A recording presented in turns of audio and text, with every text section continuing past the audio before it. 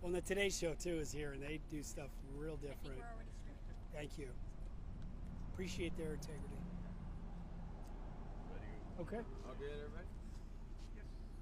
Okay.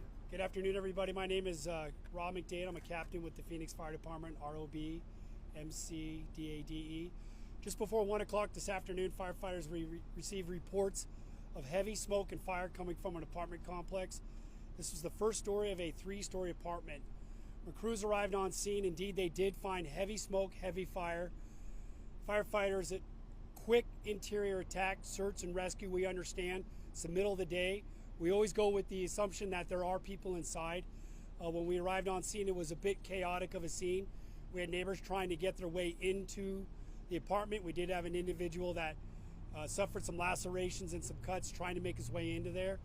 Unfortunately, when firefighters made their way in, we did find a toddler that succumbed to their injuries and was pronounced deceased at the scene. We did have an adult female who we believe is in some way related to this toddler that did receive extensive burns and smoke inhalation. That patient was in extremely critical condition, transported to the local burn center at this time. We also had 2 firefighters subsequent after the firefight that received burns on their body, neck, ear, arm. Luckily, these firefighters are in stable condition. But again, a tragic scene when you're looking at one of our most vulnerable in our community. A young child did perish in this fire. The female is still alive. The female, the last update that I have is the female was transported in extremely critical condition to Valleywise Burn Center. I do not have an update on there. If there is any updated information, I will get that to you. Some of you might have any more updates, but is that the mom? Yeah. So right now, that was the early indication. We want to make sure, and the PD will probably speak to that. We want to be careful. It's our assumption. We were told that there was a relation from this adult female to this child at this time. So has not been verified by us, but that's what we were told as well on scene. Do you have approximate ages for the toddler and for the adult female? I don't have any ages on the child right now. All I can tell you is what I was told from investigators is we're going to categorize this as a toddler. You found in the unit? In the unit, yes. That toddler was found perished inside of that unit beyond resuscitative efforts. Was that in the first floor? Yes, so this is a first floor apartment where we saw it. That fire was quickly moving up all the way into the 3rd floor. So we were simultaneously doing a rescue operation at the same time that we were making sure that it did not spread. This is one of those buildings that has 6 in the front and 6 to the back, a total of 12 units. So we have 1 fire unit that was severely destroyed on the bottom, smoke and water damage and fire damage on the 2nd floor, and then smoke damage on the 3rd floor. The gentleman who was trying to get into the apartment, did he know these people? Was he trying to help them? From what I understand, this was a concerned citizen doing what we would hope somebody would do, trying to make a difference, that we would hope it's in a calculated manner. Again, it's highly dangerous. We go into these fires with our protective gear on, with hose lines. Obviously, that individual made a decision to try to make a difference. We applaud him for that. It's unfortunate that they did suffer those injuries. I can tell you, extreme fire, right? That person trying to make their way in there. We're talking radiant heat was probably 300, 400, 500 degrees right outside that door with that. That fire was moving, as we would say. It was working and it was making its way up. Captain McDade, this black smoke that you see there, what does that give you any sort of indication? Is this an explosion? Black smoke that quickly in the middle of the day tells us that it's more than a contents fire, right? So a couch can burn, it's the furniture, but when we see that deep, it's making its way into the apartment, right? This is an older style, north central apartment complex. It's wood, it's made out of wood, inside and outside. So once that wood gets going, when we see that, that's telling us it's made its way into the structure. That's dangerous to us. That means it's just going to make its way up and out. And that's exactly what it was doing. When it comes to another child death and a fatal fire like this, what's the message to the public that you have when it comes to being prepared for an awful situation like this? Have a conversation with your children early on, starting off when they're 2 years old. Tell them when there's fire, when there's smoke, we get out. A lot of times the children can be, as they would, be indecisive and thinking, where's my parents, where do I go? That skill to know to go to that door that's something that's taught and that's learned. And again, It's a tragic situation. Normally we see this in the middle of the night. The fact that it's in the middle of the day is more heartening. We'd like to think people are up, they're awake, they have time to get out of that apartment complex. I can tell you Station 35 is located right down the street on 7th Street and just south of Bell Road. They were here quickly within 3 minutes. So it wasn't lack of us getting there, just a well-involved fire. And again, fire investigators will do their job and try to figure out what happened out here today. Do you at least know where it started, sir? Sorry to interrupt. Where? We don't right now. We know it was in the interior of the apartment. That's the only information I have now. Were fire extinguishers used? Were the alarms going off? What do we understand? Some neighbors told me that every apartment has fire extinguishers. Do you know if any of them were used? Too early right now in the investigation to get all that. I don't have that information. I apologize.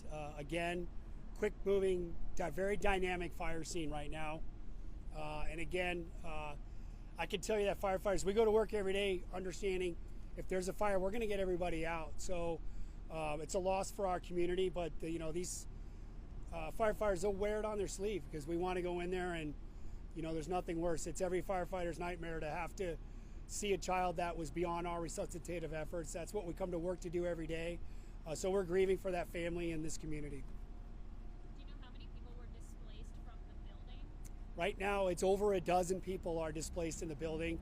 Unfortunately, because of the fire, we had to get everybody out of that entire, what we'd call a pod of those 12 units, because we had to cut that power to that scene to make sure that nobody is electrified by that. So I can tell you that we're working well with the apartment complex management.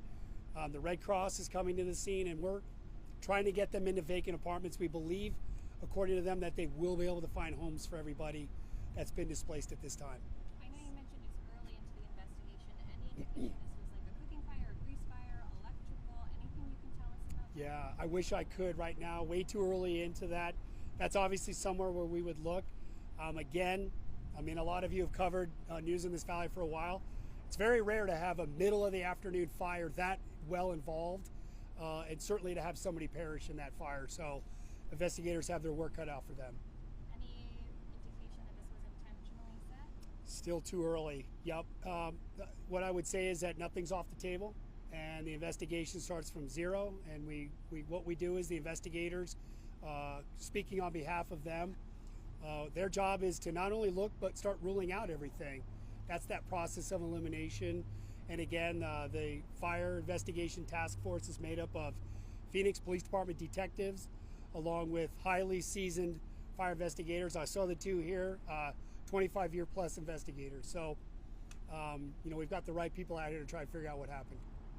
I know you guys have been very busy since this week when it started. Do you have an estimate of how many house fires, apartment fires have you guys responded to in the last, I don't know, since June to now? Or Oh, yeah, since June. We've had a very, I looked at the numbers at the end of June, and we had one of our busiest fire months we've had with structures, with fires.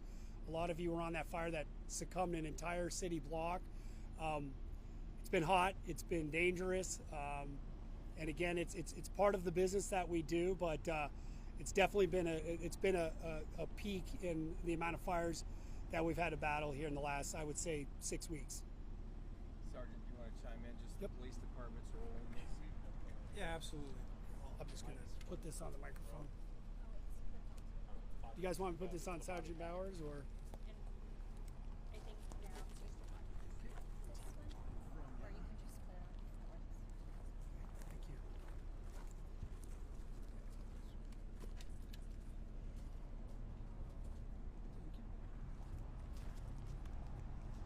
All right. Thank you for that, Rob. Sergeant Brian Bauer with the Phoenix Police Department. Officers were called to respond to this fire. Patrol officers, when they first get to a situation like this, their biggest thing is to assist the fire department, making sure that all the different apartments are evacuated, not just the ones that are affected by the fire, but as well as surrounding ones that may be able to cause an issue for fire while they're doing their deployments for all their tactics. This is a tragic situation for everybody, not just this community, not just this family, but the law enforcement officers, the firefighters. There's a lot of resources out there, and I want to make sure that the community understands that these resources are there for anybody that may be affected, whether it's through counseling services or just help getting you back on your feet from a situation, a tragic situation such as this. So as far as the police involvement, we are doing the death investigation into this incident. We have detectives currently on scene. They're speaking with multiple witnesses. They're canvassing the area for any kind of surveillance camera that may be able to speak to what caused the fire, maybe what led to the fire, any dynamics that may be involved with that. So those detectives are on scene, actively investigating and speaking with everybody that's related to the situation. With that being said, I'd be more than happy to take any questions that you may have. Are you guys doing your investigation along with fire investigators? So how it works with the fire investigation is we have arson investigators that are co-opted with the fire department and the police department. So we have it both, best of both worlds. So this is a very professional team, very experienced team that goes into these fires, and they're the ones that will do all the background investigation to find out if this is an arson related, if this is just a fire, how it was caused, and then go through the court process, documenting everything as they go. Is it suspicious in nature at this point? So anytime that there's a fatality involved with any kind of fire related, our arson investigators are going to go out there and want to rule out anything that may have happened. So right now it's still at the beginning phases of this investigation. These detectives, their job is to really understand what caused it and to rule out any other possibilities and rule in what may have occurred. That's not something that they're going to learn immediately. This is going to be several days into their investigation when they'll figure those fundamental facts out. That's it. All right, thank you very much, Thank you, everyone. sir.